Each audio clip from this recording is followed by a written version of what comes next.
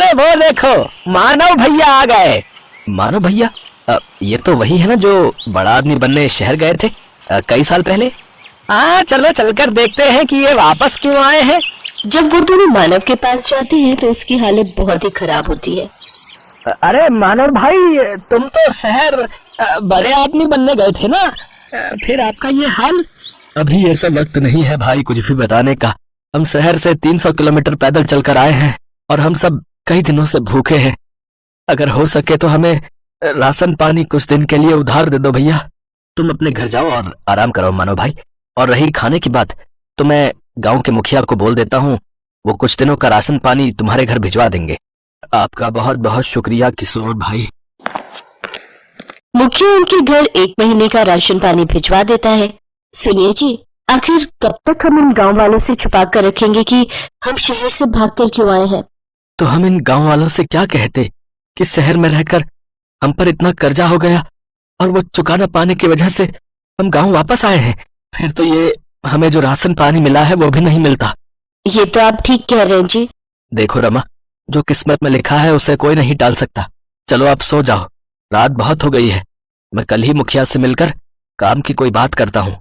अगले दिन मानव मुखिया से मिलता है और अपने बेरोजगार होने की समस्या बताता है। देखो मानव, तुम इस गांव के बेटे हो और अब तुम इसी गांव में रहकर अपना कोई काम शुरू करो। आपने बिल्कुल सही कहा मुखिया जी। वैसे मैं शहर में सारा दिन ऑटो रिक्शा चलाता था और शाम को रमा और मैं पानी पूरी का ठेला लगाते थे। तो मैं सोच रहा हूँ कि क्यों ना मैं इस गांव में भी पानी पूरी बनाकर बेचूं।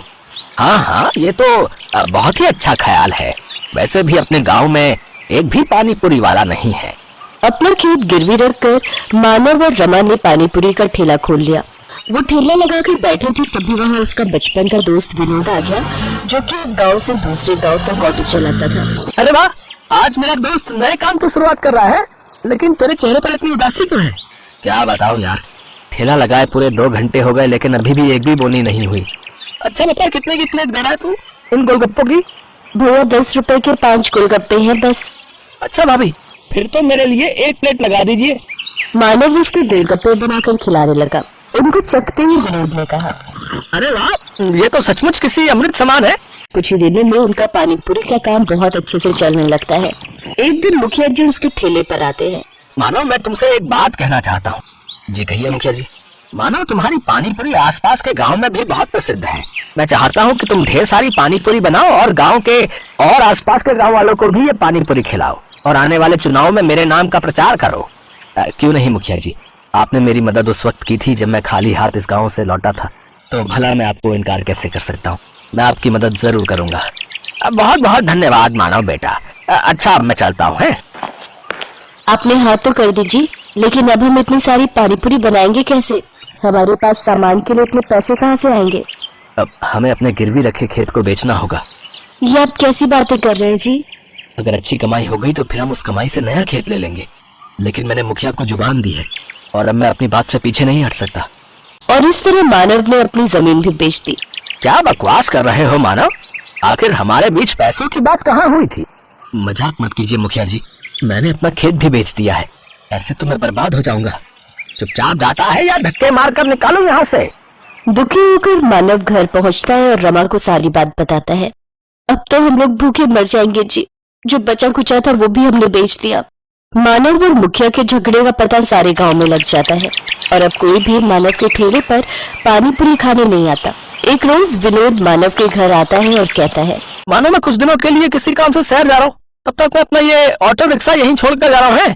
इस गांव में इकलौते तुम ही हो जो ऑटो चलाना जानते हो। जब तक मैं वापस नहीं आ जाता तुम इसे अपने ही पास रखो। अगर तुम्हें कोई परेशानी ना हो तो क्या मैं कुछ दिनों के लिए तुम्हारे इस ऑटो का इस्तेमाल कर सकता हूँ भैया? हाँ हाँ, क्यों नहीं। अरे ये भी कोई पूछने की बात है? इतना कहकर विनोद वहाँ से चला जाता है। सुनिए जी, मुखिया जी ने जो ढेर सारी पानी पूरी बनवाई थी, क्यों ना हम इन पानी पूरियों को ऑटो में ले जाकर आसपास के गांव में बेचें? मानव रमा के साथ मिलकर गांव-गांव घूमकर अपनी बनाई हुई पानी पूरी बेचने लगा। देखते ही देखते वो दोनों ऑटो रिक्शा पानी पूरी वाले नाम से फेमस हो गए। आज मैं बहुत खुश हूँ। हमेशा से कर्जे से भागते आया हूँ, लेकिन आज तो ऐसा लग रहा है मानो मैं दुनिया जीत चुका हूँ। कुछ दिन बाद विनोद एक नया ऑटो लेकर गांव पहुंचा। अरे वाह विनोद, नया ऑटो? लेकिन तेरे पास तो पहले से ही ऑटो है ना? फिर ये किस लिए? अरे वो ऑटो पुराना हो चुका है यार, और मैं उसे बेचने की भी सोच रहा हूँ। मैं अब एक गांव से दूसरे गांव की सवारियां छोड़ने की बजाय गांव से शहर तक की सवारियों को छोड़ूंगा। अगर आप बुरा ना मानो विनोद भाई, तो क्या ये ऑटो हमें बेच सकते हो? अरे ये भी कोई पूछने की बात है? आज से ये ऑटो आपका हुआ है। तेरी बड़ी मेहरबानी मेरे दोस्त। ये ले, ये तेरे ऑटो रिक्शा के पैसे पकड़। रमा और मानव तो ऑटो पाकर बहुत खुश थे। अब वो दोनों सारा दिन एक गांव से दूसरे गांव घूम घूम कर पानी पूरी बेचा करते थे और लोग बड़ी आस लगाकर उनकी पानी पूरी के इंतजार में बैठा करते थे। उनका व्यापार अब बहुत अच्छा चलने लगा और उन्हें अच्छी आमदनी होने लगी।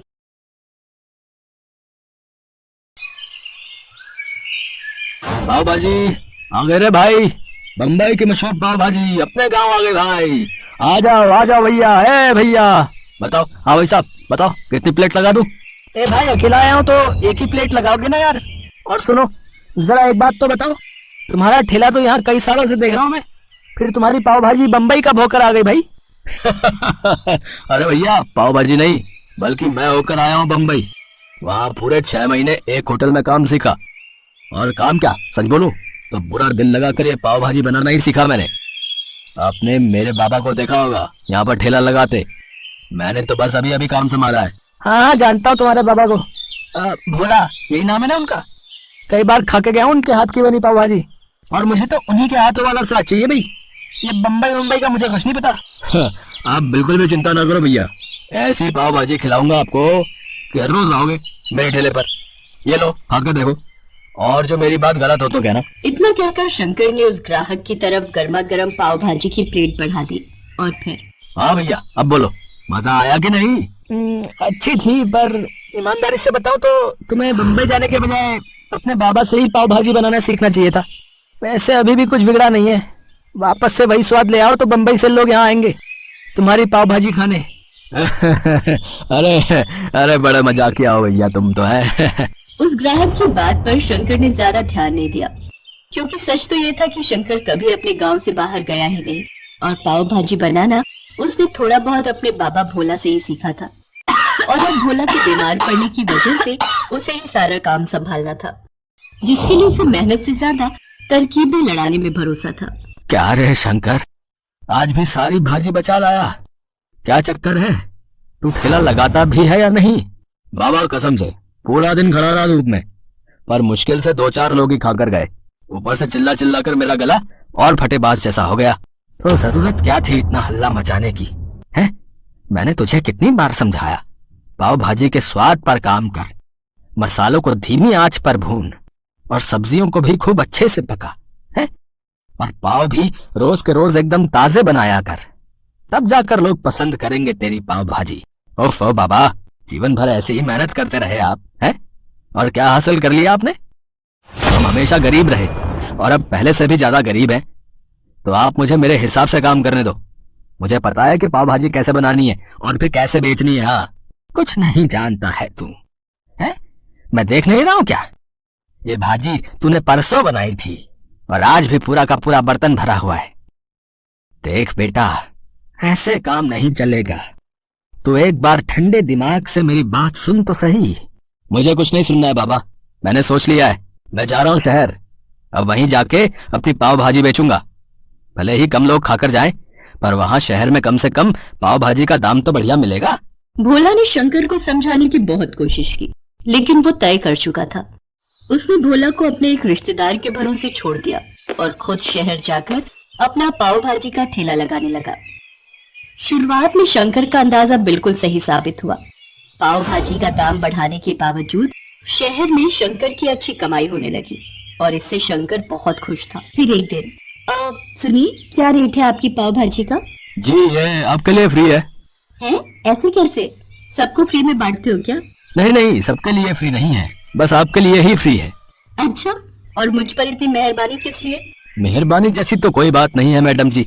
वो क्या है कि मैं हर रोज आपको यहाँ आते हुए देखता हूँ, और ये भी देखता हूँ कि आप कैसे उन सड़क किनारे बैठे गरीब बच्चों को मुफ्त में खाना खिलाती हैं। तो बस मैंने सोचा क्यों ना मैं भी आपके इस अच्छे काम का भागीदार बन जाऊँ। पर आज मैं उन बच्चों के लिए नहीं बल्कि खुद के लिए पाव भाजी लेना चाहती हूँ। बहुत भूख लगी है, तो अब तो बताओ क्या रेट है पाव भाजी का? कोई बात नहीं मैडम जी, आपको पाव भाजी खिलाकर मुझे सच में बहुत खुशी होगी। आप पैसों की चिंता मत कीजिए, बस खाइए और बताइए कि पाव भाजी बनी कैसी है। उस लड़की का नाम राम्या था, जो देखने में जितनी सुंदर थी उतनी ही दयालु और व्यवहार कुशल भी थी। सच तो ये था कि पहली ही नजर में शंकर को राम्या बहुत पसंद आ गई थी। वो उसकी खूबसूरती का कायल हो चुका था। हालांकि वो खुद कभी राम्या से बात करने की हिम्मत नहीं जुटा पाया, लेकिन उस दिन जब राम्या खुद उसके ठेले पर आई तो शंकर ये मौका जाने कैसे देता। उसने राम्या के लिए पाव भाजी की प्लेट बिल्कुल अलग से तैयार की। स्वाद से लेकर पाव भाजी के रंग रूप तक उसने बहुत ध्यान दिया, साथ ही मक्खन डालने में भी बिल्कुल कंजूसी नहीं की। नतीजा राम्या को उसकी पाव भाजी बहुत पसंद आई। मजा आ गया, पाव भाजी बहुत ही बढ़िया है सच में। बट देखो, तुम्हें इसके पैसे तो लेने ही होंगे, प्लीज ये पैसे रख लो। नहीं नहीं मैडम जी, पैसे तो मैं आपसे नहीं लूंगा। हाँ, पर एक मदद जरूर चाहिए थी आपसे। हाँ तो बताओ ना। मैडम जी, मैं अपने गांव से अभी अभी शहर आया हूँ काम जमाने, तो आप अगर अपने जानने वालों को मेरी पाव भाजी के बारे में बताएं तो बड़ी मदद हो जाएगी। हाँ हाँ, क्यों नहीं, मैं तुम्हारी मदद कर सकती हूँ। मैं आईटी कंपनी में जॉब करती हूँ और इसके अलावा एक संस्था के लिए भी काम करती हूँ, जो हर रोज कई सारे गरीब और अनाथ बच्चों के लिए खाने का इंतजाम करती है। मैं वहाँ तुम्हारी बात करवा सकती हूँ, तुम्हारी भी अच्छी कमाई हो जाएगी और इस बहाने बच्चे भी तुम्हारी पाव भाजी खाकर खूब खुश हो जाएंगे। शंकर को और क्या चाहिए था। अच्छी कमाई के साथ साथ उसे राम्या का साथ भी मिल रहा था। राम्या बहुत ही मिलनसार और दरिया दिल थी। वो बिना किसी स्वार्थ के शंकर की मदद कर रही थी, इस बात से अनजान कि शंकर के मन में उसके लिए क्या चल रहा था। क्या बात है, मैंने शहर आकर सच में बहुत ही अच्छा किया। राम्या मैडम की मदद से कितने सारे ऑर्डर मिल गए पाव भाजी के। अब तो सारा दिन धूप में ठेला लेकर खड़े रहने की भी जरूरत नहीं। ऐसे ही चलता रहा तो बहुत जल्द मेरे दिन बदल जाएंगे और फिर मैं मैडम जी से अपने दिल की बात कहूंगा। अब वैसे उनकी बातों से तो ऐसा ही लगता है कि वो भी मुझे पसंद करती हैं। हो सकता है मेरे बोलने से पहले वो ही अपने दिल की बात कह दे। हैं? शंकर इसी गलतफहमी के साथ राम्या से मिलता रहा और खूब पैसे भी कमाता रहा। वो जल्द से जल्द अमीर होना चाहता था ताकि राम्या से शादी की बात कर सके, लेकिन ये इतना आसान भी नहीं था। राम्या खुद अच्छा कमाती थी, इसके अलावा उसका परिवार भी काफी अमीर था। बातों ही बातों में शंकर ये सब जान चुका था, इसीलिए अब वो ज्यादा पैसे कमाने के लिए कुछ भी कर। राम्या सुनो, वो पाव भाजी वाला वेंडर क्या नाम था उसका? हाँ शंकर, उसे आगे से ऑर्डर मत देना। लेकिन क्यों सर, कोई प्रॉब्लम है क्या? अगर बजट का इश्यू है तो मैं कुछ। नहीं, प्रॉब्लम उसकी पाव भाजी में है, जिसे खाकर बच्चों को फूड पॉइजनिंग हो रही है। कई बच्चों की तो क्रिटिकल सिचुएशन है। लेकिन सर, ये सब किसी और वजह से भी तो हो सकता है। अब मुझे नहीं लगता कि शंकर की पाव भाजी में कुछ प्रॉब्लम है, क्योंकि सर मैं खुद लगभग हर रोज उसकी पाव भाजी खाती हूँ। मैंने खुद उसके पास से आई पाव भाजी का सैंपल टेस्ट किया राम्या, और ये बिल्कुल सच है कि उसकी पाव भाजी खाने के लायक तो बिल्कुल नहीं है। राम्या को ये सब जानकर झटका लगा। उसके लिए इस बात पर भरोसा कर पाना मुश्किल था, क्योंकि शंकर राम्या के लिए हमेशा अलग से पाव भाजी बनाता था, जिसमें वो हमेशा ताजी सब्जियां, ताजे पाव और सब कुछ बड़ी सफाई से डालता था। लेकिन उसके अलावा शंकर ने बाकी की पाव भाजी की क्वालिटी हद से ज्यादा गिरा दी थी। वो बाजार उठने के बाद वहां फेंकी गई बेकार और सड़ी गली सब्जियां उठाकर ले आता और उन्हीं से भाजी बनाकर तैयार कर देता। इसके अलावा मसालों और पाव के मामले में भी हालत ऐसी ही थी, और ये सब करके वो पाव भाजी की लागत को कम कर रहा था, फिर चाहे नतीजा कुछ भी हो। शंकर को लगा कि सड़क किनारे रहने वाले गरीब बच्चे कभी उसकी पाव भाजी को लेकर किसी से भी शिकायत नहीं करेंगे। लेकिन अब सच राम्या के सामने था, जिसे जांचने के लिए राम्या ने खुद शंकर के पास से गरीब बच्चों के लिए आई हुई पाव भाजी खाकर देखी। और फिर साहब, वो अपनी राम्या मैडम कहाँ है? कई दिन हो गए वो दिखी नहीं, और पाव भाजी का ऑर्डर भी नहीं आया आपकी तरफ से। पाव भाजी का ऑर्डर? बेटा तेरे पास तो पुलिस आएगी, कंप्लेन कर दी है मैंने तेरे खिलाफ। तेरी वो बकवास पाव भाजी खाकर पहले बच्चे बीमार पड़े और फिर राम्या बेचारी पिछले 4 दिनों से हॉस्पिटल में है। क्या? नहीं, ऐसा नहीं होना चाहिए सर। आप मुझे शौक से जेल भेज देना, लेकिन उससे पहले मुझे एक बार मैडम जी से मिलवा दीजिए। आपका बड़ा एहसान होगा मुझ पर। मैं एक बार उनसे माफी मांगना चाहता हूँ और ये तसल्ली भी करना चाहता हूँ कि वो ठीक है। शंकर की आंखों में आंसू थे, जिन्हें देखकर एनजीओ मैनेजर का दिल पसीज गया और वो उसे राम्या से मिलवाने हॉस्पिटल लेकर गया। लेकिन राम्या ने शंकर से मिलने से साफ इनकार कर दिया। अब वो कभी उसकी शक्ल भी नहीं देखना चाहती थी, और यही शंकर के लिए उसके लालच की सबसे बड़ी सजा थी।